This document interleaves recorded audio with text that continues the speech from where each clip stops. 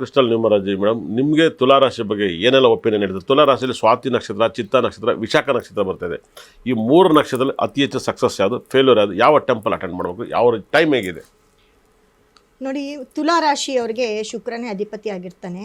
ಅವ್ರಿಗೆ ಮುಖ್ಯವಾಗಿ ಏನಪ್ಪ ಅಂತ ಅಂದರೆ ಕುಟುಂಬ ಸ್ಥಾನವನ್ನು ಕೆಡಿಸ್ಕೊಂಡಿದ್ದಾರೆ. ಅಂದರೆ ಕುಟುಂಬದಲ್ಲಿ ತುಂಬ ಕಲಹ ಉಂಟಾಗೋದು, ಮನಸ್ಥಿತಿ ಕೆಡೋದು, ಮತ್ತು ಕುಟುಂಬವನ್ನು ಬಿಟ್ಟು ದೂರ ಎಲ್ಲೋ ಬದುಕೋದು, ಕುಟುಂಬವನ್ನು ಅಂದರೆ ಫ್ಯಾಮಿಲಿನ ಸ್ವಲ್ಪ ದೂರ ಇಡೋದು, ಅವ್ರ ಬಗ್ಗೆ ಕೇರ್ ಮಾಡ್ದಿರ ಇರೋದು, ಅವ್ರನ್ನ ಇಗ್ನೋರ್ ಮಾಡೋದು, ಇದೆಲ್ಲವೂ ಕೂಡ ತುಲಾರಾಶಿಯವರ ಒಂದು 2026ರ ಒಂದು ಭವಿಷ್ಯ ಆಗಿರುತ್ತೆ. ಮತ್ತು ತುಲಾರಾಶಿಯವ್ರಿಗೆ ಅತಿ ಹೆಚ್ಚು ನೋಡಿ ಕುಟುಂಬದ ಸಮಸ್ಯೆ ಕಾಡ್ತಾ ಇರುತ್ತೆ.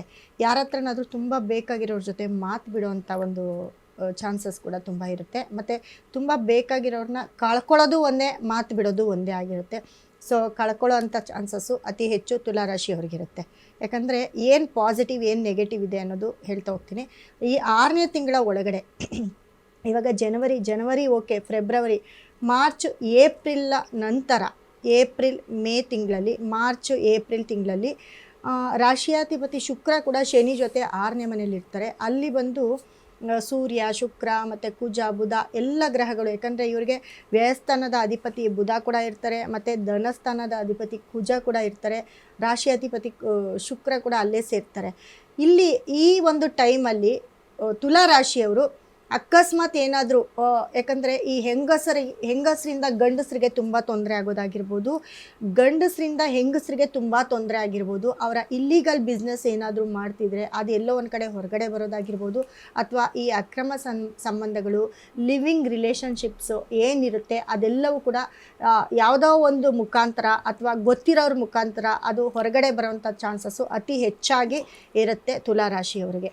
ತುಲಾರಾಶಿಯವರಿಗೆ 5ನೇ ಭಾವದ ಅಧಿಪತಿ, 4ನೇ ಭಾವದ ಅಧಿಪತಿ, ಮಕರ ಮತ್ತು ಕುಂಭರಾಶಿ ಅಧಿಪತಿ ಮೀನದಿದೆ. ಅವರ ತಾಯಿಗೆ ಆರೋಗ್ಯ ಸಮಸ್ಯೆ, ಅವ್ರ ಮಕ್ಕಳಿಂದ ತೊಂದರೆ, ಅವ್ರ ಮಕ್ಕಳು ಏರಿಳಿತ, ಇಲ್ಲ ಅವ್ರ ಮಕ್ಕಳಿಂದ ತಲೆನೋವು, ಅವ್ರ ಮಕ್ಕಳು ಕೇಸ್ ಹಾಕಿರ್ಬೋದಾಗಿರ್ಬೋದು, ಇಲ್ಲ ಮಕ್ಕಳು ದಪ್ಪ ಆಗೋದು, ಆರೋಗ್ಯ ಸಮಸ್ಯೆ ಬರೋದು, ಈ ಥರದ ಮೇಲೆ ತೊಂದರೆಗಳು, ಮಕ್ಕಳಿಂದ ನೆಮ್ಮದಿ ಇಲ್ಲ. ಮತ್ತು ಸುಖ ಸ್ಥಾನಾಧಿಪತಿ ಕುಟುಂಬದವ್ರ ಹತ್ರ ಮಾತು ಬಿಡೋಣ. ನಾನು ಆಲ್ಮೋಸ್ಟ್ ತುಲಾರಾಶಿಯವ್ರ ಬಗ್ಗೆ ಎಲ್ಲ ಸಿನಿಮಾ ನಟರು ಯಾರ್ಯಾರಿದ್ದಾರೆ, ರಾಜಕಾರಣಿ ಯಾರು ಮನೆ ಯಾರ್ಯಾರು ಮಾತು ಬಿಟ್ಟರು ಅಂತ ನನಗೆಲ್ಲ ಗೊತ್ತು. ಇದಕ್ಕೆ ಏನು ಹೇಳ್ತೀರಾ? ಸುಖ ಸ್ಥಾನಾಧಿಪತಿ 6ನೇ ಮನೆಗೆ ಹೋದರೆ 4ನೇ ಮನೆ 4th ಲಾರ್ಡ್ ಅಧಿಪತಿ 6th ಲಾರ್ಡಿಗೆ ಹೋದರೆ 6th ಲಾರ್ಡ್ ಅಧಿಪತಿನೂ ಕೂಡ ನೆಕ್ಸ್ಟ್ 6ನೇ ತಿಂಗಳಿಂದ 10th ಲಾರ್ಡಿಗೆ ಬರ್ತಾನೆ. ಅಂದರೆ ಸಂಬಂಧಿಕರುಗಳ ಮನೆಯಲ್ಲಿ ತುಂಬ ದೊಡ್ಡ ಮಾತುಕತೆ ಬಿಡೋ ಥರ ಕಂಡು ಬಂದಿತ್ತು ನನ್ನ ಒಪಿನಿಯನ್. ನಿಮಗೆ ಏನು ಅನಿಸ್ತೈತೆ ತುಲಾರಾಶಿ ಬಗ್ಗೆ? ಯಾಕೆ ಅಂತ ಅಂದರೆ ನೋಡಿ, 2026ರಲ್ಲಿ ಶನಿ ಯಾವುದೇ ಕಾರಣಕ್ಕೂ ಬದಲಾಗೋದು ರಾಹು ಕೇತು ಗುರು ಬದಲಾವಣೆ ಮಾತ್ರನೇ. ಗುರು ಇವರಿಗೆ 9ನೇ ಸ್ಥಾನದಿಂದ 10ನೇ ಸ್ಥಾನಕ್ಕೆ ಬರ್ತಾರೆ, ಮತ್ತು 10ನೇ ತಿಂಗಳ ನಂತರ 11ನೇ ಸ್ಥಾನಕ್ಕೆ ಬರ್ತಾರೆ.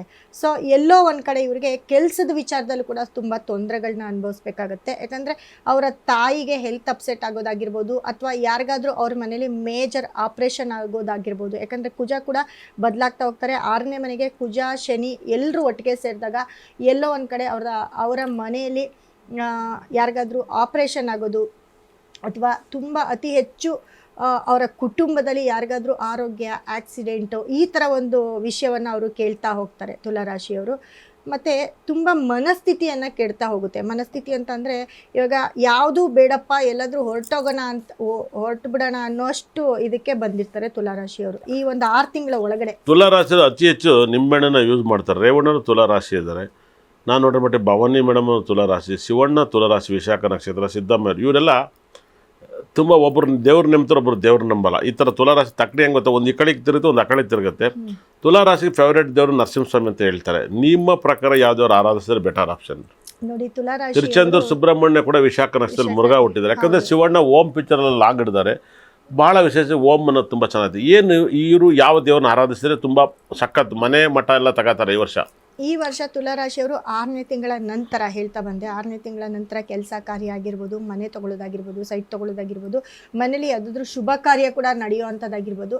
ಏನೂ ಶುಭ ಕಾರ್ಯ ನಡೆದಿಲ್ಲ ಅಂತಂದರೆ ಯಾವುದಾದ್ರೂ ಒಂದು ಒಳ್ಳೆ ವಿಷಯವನ್ನು ಕೇಳಿದಾಗ, ತುಂಬ ವರ್ಷದಿಂದ ಯಾವುದಾದ್ರೂ ಒಂದು ಒಳ್ಳೆ ವಿಷಯ ಕೇಳಬೇಕು ಅಂತ ಪರಿತಪಿಸ್ತಾ ಇರ್ತಾರೆ. ಆ ಒಂದು ಒಳ್ಳೆ ವಿಷಯವನ್ನು ಕೇಳಿದಾಗ ಕೂಡ ಅದು ಅವರು ಹಬ್ಬದ ರೀತಿಯಲ್ಲಿ ಸಂಭ್ರಮಾಚರಣೆಯನ್ನು ಮಾಡ್ಕೊಳ್ತಾರೆ ಅಂತ ಹೇಳ್ಬೋದು.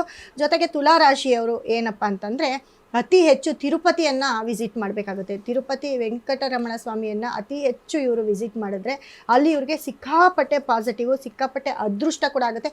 ಇವ್ರು ಅಂದ್ಕೊಂಡಿದ್ದ ಕೆಲಸ ಕೂಡ ನೆರವೇರ್ತಾ ಹೋಗುತ್ತೆ. ಯಾಕಪ್ಪ ಅಂತಂದರೆ ನೋಡಿ, ತುಲಾರಾಶಿಯವರಿಗೆ ಶುಕ್ರನೇ ಅಧಿಪತಿಯಾಗಿರ್ತಾರೆ. ಇವರು ಡೈಮಂಡನ್ನು ತಂದು ಮನೇಲಿ ಇಟ್ಕೊಳ್ಳೋಕ್ಕಾಗೋದಿಲ್ಲ. ದೊಡ್ಡ ದೊಡ್ಡ ಡೈಮಂಡನ್ನು ತಂದು ಮನೇಲಿ ಇಟ್ಕೊಳ್ಳೋಕ್ಕಾಗಲ್ಲ. ರತ್ನ, ವಜ್ರ, ಮುತ್ತು ಎಲ್ಲವೂ ಕೂಡ ನಾವು ತಿರುಪತಿಗೆ ಹೋದಾಗ ಆ ದೇವರ ಮೇಲೆ ಇರುತ್ತೆ. ಸೊ ನಾವು ಅಲ್ಲಿ ಎಷ್ಟೊತ್ತು ನಿಂತ್ಕೊಳ್ತೀವಿ, ಆ ಕ್ಷೇತ್ರದಲ್ಲಿ ಎಷ್ಟೊತ್ತು ಇರ್ತೀವಿ, ಅಷ್ಟೊತ್ತು ನಮಗೆ ನಮ್ಮ ಒಂದು ಅದೃಷ್ಟ ನಮಗೆ ಪಾಸ್ ಆಗ್ತಾ ಹೋಗುತ್ತೆ. ಏನಕ್ಕಪ್ಪ ಅಂತಂದರೆ ಆ ಮುತ್ತು ರತ್ನಗಳು ಏನಿರುತ್ತೆ ದೇವ್ರ ಮೇಲೆ, ಅವು ಕೂಡ ನಮಗೆ ತುಂಬ ಪಾಸಿಟಿವ್ನ ಕೊಡ್ತಾ ಹೋಗುತ್ತೆ. ಬಿಡದೆ ಹೇಳ್ತಲೇ ಹೋಗ್ತಾ ಇದೆ. ಇಷ್ಟೊಂದು ಇನ್ನು ಬಿಟ್ರೆ ಒಂದು ದಿವಸ ಮಾತಾಡ್ತೀರ ಅನ್ಸುತ್ತೆ. ತುಲಾರಾಶಿ ಹಂಗಾರೆ ಗರುಡ ತಿರುಪತಿಲಿ ಪೌರ್ಣಮಿ ದಿವಸ ಗರುಡನ ನೋಡಿ ಇನ್ನೂ ಒಳ್ಳೇದೇ ಆಗುತ್ತೆ. ಹಂಗಾಗಿ ಪೌರ್ಣಮಿ ದಿವಸ ಭಾಳ ವಿಶೇಷ. ತುಲಾರಾಶಿಯವ್ರಿಗೆ ಯಾವ ಸ್ಟೋನನ್ನು ಹಿಡಿದು ಯಾವ ಬಣ್ಣ ಲಕ್ಕನ್ನು ತಂದು ಕೊಡುತ್ತೆ? ತುಲಾರಾಶಿಯವ್ರಿಗೆ ನೋಡಿ ಪಿಂಕ್ ಕಲರ್ ತುಂಬ ಲಕ್ಕನ್ನು ತಂದು ಕೊಡುತ್ತೆ. ತುಲಾರಾಶಿ ಅತಿ ಹೆಚ್ಚು ಒಳ್ಳೆ ಊಟ ಮಾಡ್ರೆ ಎನರ್ಜಿ ಬರೋಂಥ ಊಟ ಯಾವುದನ್ನು ಹೇಳ್ತೀರಾ? ಎನರ್ಜಿ ಬರುವಂತ ಊಟ ಅಂತಂದ್ರೆ ಅವರು ಕೂಡ ಮೊಸರನ್ನವನ್ನ ತಿನ್ಬೋದು, ಜೊತೆಗೆ ಅವರು ಹಾಲು ಅನ್ನವನ್ನ ಕೂಡ ತಿನ್ಬೋದು. ಮೊಸರನ್ನ ಹಾಲು ಅನ್ನೋ ತುಂಬ ಫೇವ್ರೇಟ್ ಆಗುತ್ತೆ. ಖಂಡಿತಲ್ಲೂ ಕೂಡ ಇದನ್ನು ಊಟ ಮಾಡಿ ತುಲಾರಾಶಿಗೆ ಈ ವರ್ಷದಲ್ಲಿ ಎಷ್ಟು % ಲಕ್ ಇದೆ?